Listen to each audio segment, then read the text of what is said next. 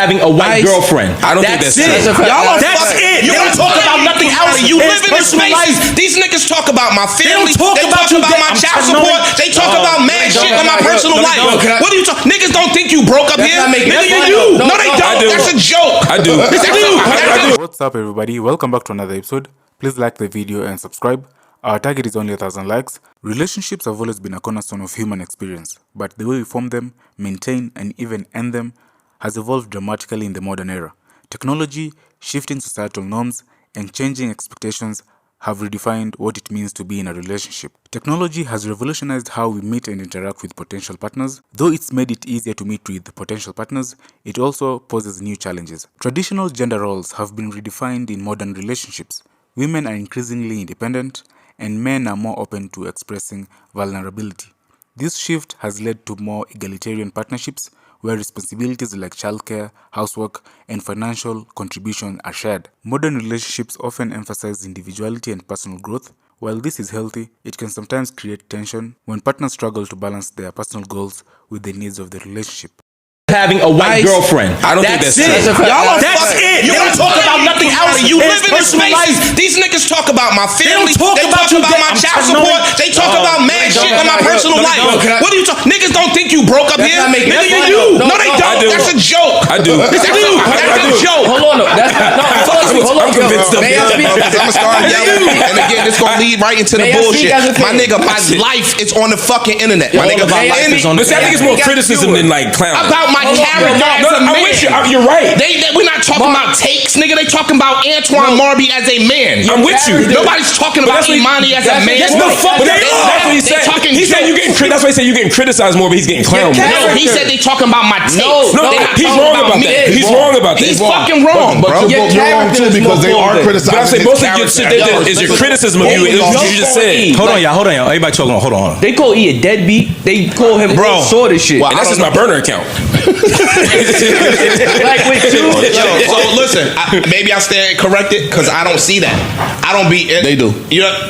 I'm not saying that they don't. No. Maybe I hear what I'm you're wrong. saying. So what I'm telling you though, you can't say they talk about your takes. They talk about these people go find pictures of my family and put them online, my nigga. That has nothing to do with my stance on the topic. No, you're right, but listen to this. Hold on, listen. Bro, stop saying that I'm right, but because it should stop. No, I'm making a different point. I'm moving on to a different point. Right. You ain't all the way right. I'm moving on to a different point. Just hold on for a second. This is what I'm saying. This is what I'm saying, Ish. What he just said is incorrect. The first thing he said though was that you get criticized more than clowned, and I think that's true because what you're describing is getting criticized. They criticize your life, they scrutinize your personal life. They try and put your first life. I didn't say that was wrong. No, I know. Yeah, so that's my statement. I'm saying that was worded wrong. I'm trying to tell you what he's trying to say. I'm trying to move it forward. Imani said they criticize your take. I know. I'm saying let's move past that. I'm saying you're correct about that. You're 100% correct that that's incorrect.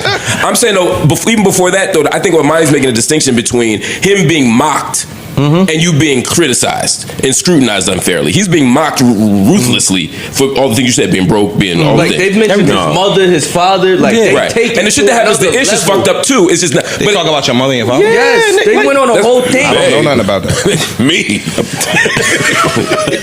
For real. I went to the bathroom and I was like, it's gotta shut the fuck up. I done made all types of bad jokes about Imani. Nigga, and I think I take it on the chin pretty well. Oh, you sound slow. That's what I think. I forgot. I can't. Your chin is long. And Kim Kardashian and Rihanna and all these other billionaires. I don't want to use Elon Musk. That's not my wheelhouse. Kanye West. But whoever. Rihanna. So I guess if they're selling you on that, then how is it inequality if they're telling you that everyone has that opportunity?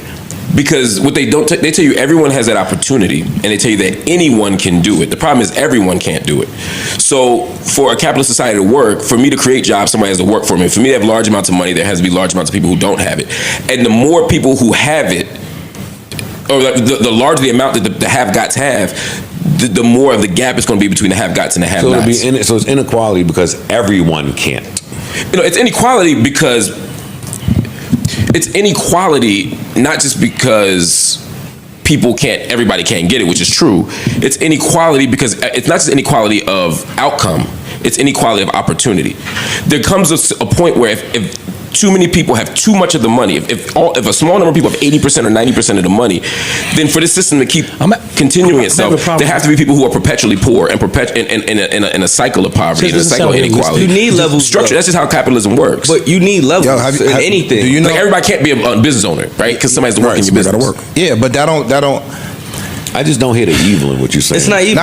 It's not evil, and it's unrealistic because in society, everybody don't work the same. Everybody priority is not the same. Some people will wake up at 5 o'clock in the morning and go to it, while other motherfuckers might want to sleep late.